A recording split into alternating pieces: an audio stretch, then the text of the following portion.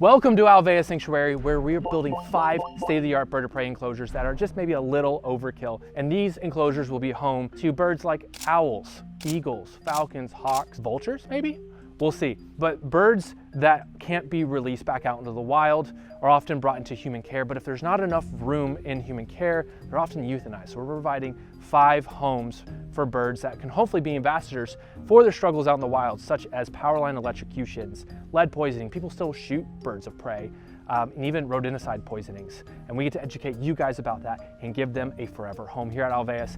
And I can't wait for you guys to see the crazy stuff we're doing for them because they deserve it. So here's the layout for the 5 enclosures that we're building. From right to left, the buildings get larger and larger. These enclosures will be a little overkill with AC heating, some cameras, and a water feature to function as noise suppression. But this means we need electricity to connect to each and every enclosure. I'm gonna take you back to how it started, and we're gonna start with the electrical first, because that is the most important thing for the AC, the cameras, everything that we're doing for the bird of prey enclosures. And we're gonna start by peeping over the fence at Maya's tiny house here because she has some power that we can tap into. This is a 200 amp pedestal that goes about 500 feet back to the main power source over near the headquarters at Alveus. Thank God that we put that in there. Sparky Nick was like, we need to go ahead and put an extra power source back here because Maya might want to do a studio or a hot tub or something back here. And while the trench is open, it's gonna be way easier, way cheaper to do it now. And I was like, there's no way we'll ever do that. There's no way. And then we needed it for this, and this saved us so much money and time. Thank you, Sparky Nick. So we started by digging at over 2 feet down, all the way from here, all the way down to the other bird of prey enclosures. And while we were at it, we decided, you know, it's probably a good idea to drop some extra pipes over here just in case we're gonna need something. And I don't know, 2-3 months later, we're like, let's put an alligator back here. So the fact that these pipes are in here makes it so much easier. We can tap off power off of our main building, our utility building, our human building, our meat building. To dig this, we had to get a rock saw in here to do a cut 1 time and then 2 times. All right, my dumb ass got the rock saw stuck in the trench. To open up, widen that trench, because it is all limestone. There are huge slabs of limestone. An excavator would take 1,000,000 years to get through. You need to get a jackhammer for it. So we decided to do a rock saw, and then we came through with an excavator and dug over 2 feet deep to get down to a good safe level to drop our 2-inch conduits down for our power. The big money saver was electrical. Here, shit. It might look pretty simple and easy, and you might be like, Connor, why the hell are these pipes so far away from the building? Well, I'm gonna have Sparky Nick tell you about that and how we're gonna fix that. We got a couple ideas here. One is to put a big junction box that would set into the ground, be kind of like concrete with a steel lid on it. It would capture all these pipes. We would cut these pipes a little bit shorter, and then we would just run our 1 pipe up into our panel, and then that basically would be an in-ground junction box. And the wires and everything are rated for that. You can do it, it's normal. So easy fix. Yeah, I mean, the easy fix would have been bringing them to the building. So yeah, after we fixed my little oopsies here, because this building moved a few times, we'll have sub panels here in all these enclosures. We're gonna have mini splits on the backside here. We've got fiber conduit coming up so we can put cameras in here that go back to our main human building, which is gonna have all of our utilities. So don't look at my pipe work too much. The building got moved a little. Okay, camera, you don't need to zoom in that much. Horrible. Jesus Christ, it's gonna be fixed, don't worry. We're gonna have a heat blanket, it's gonna be nice and straight with that, but this is gonna be in the wall, you're not gonna see it. The building moved a few times. There was the floods that came through at that time, so it messed up a bunch of the pipe work. And you know what, it's my first time doing it. I never wanna do this kind of thing again. I'm good at like doing like 1 building at a time. So our main power comes into here. And then it comes up into our panel, where then we will distribute it down to each bird of prey enclosure. And the reason that we need power in each of the bird of prey enclosures is we need lights, we need mini splits for heating and cooling, because it gets 110 degrees out and it's just not fair. We just need to keep it like 80-90 degrees, and also we need to be able to power the cameras, internet, so you guys can watch it on the live streams. Twitch.tv/Alveus Sanctuary. And then we have our conduits coming up here. Each conduit, this is low voltage fiber or Ethernet, I'm not sure which one we're gonna do just yet, to each individual enclosures back into a Ubiquiti network switch here on the wall. And then we'll have fiber connecting here to be able to then send it over to the internet all the way back to our server rack. And on this side, we're gonna have a large storage area because we're running out of storage in a lot of the areas. We're gonna have a nice roll-up garage door because Dan, the doorman, loves his doors. They're actually not that expensive. Material-wise, the labor is generally expensive, but he's salary, so that's easy.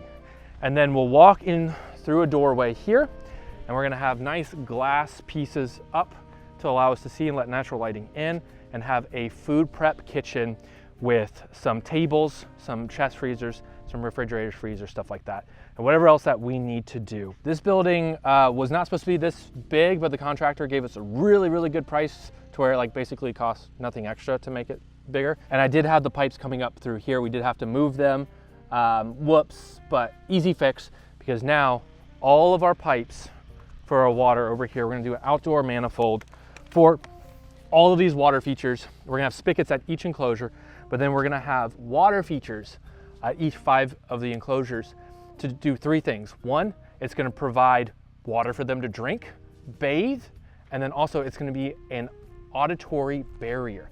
So when there's constructions happening over there at Ari, they're just gonna hear a babbling brook, a nice little waterfall sound, and they're not gonna be able to hear the construction happening way off in the distance, making them nervous. Birds of prey are nervous by nature, so we have to really design this to fit that nervous nature, but also we're to finish up with the construction.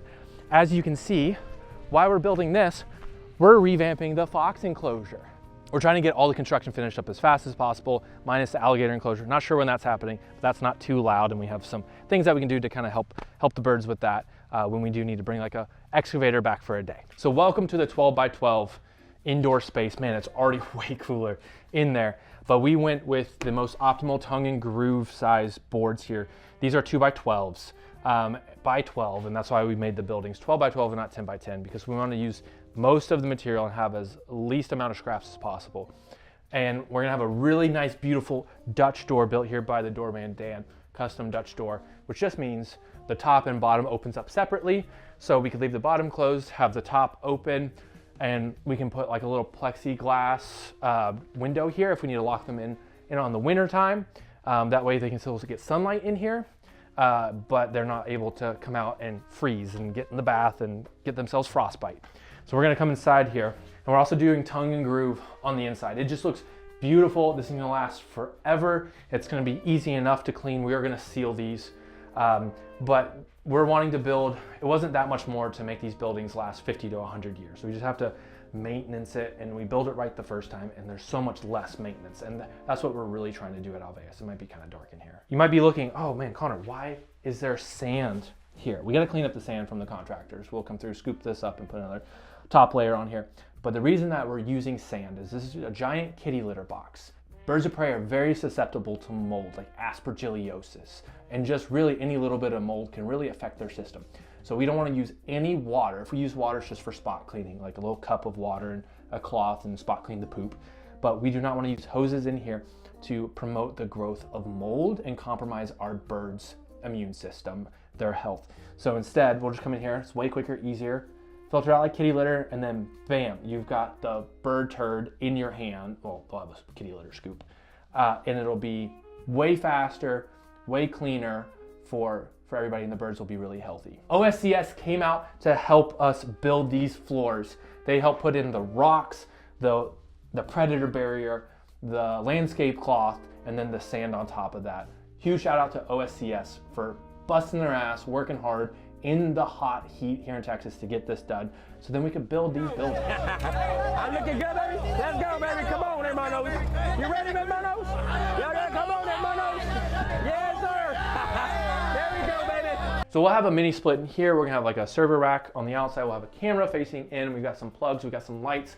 We've got the type of insulation that we used was mineral wool behind here and up here. It's a little bit more expensive, but it can get wet without getting mold on it.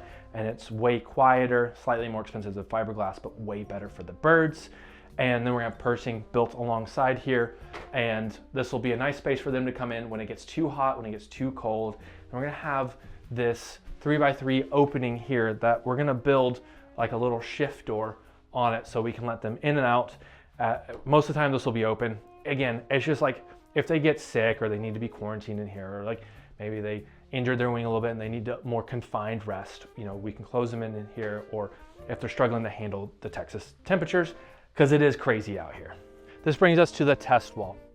We thought it would be a good idea, since this is a new build, before building a ton of these enclosures, that we need to figure out the most cost-effective and efficient way to build these walls that we're gonna have for the birds, and provide a standard for the contractors to be able to do things. So this is a specialty wire that you'll see at San Diego Zoo and World Bird Sanctuary. And we worked very closely with World Bird to figure out how to build this the most cost-effective way. And this is, the specialty wire is 3 inches long, 1/4 inch wide. And you need to pull it just enough to be tight, but not too tight that when they hit that, it's like a brick wall, and not too loose that they just spring off of it if they were to fly into this.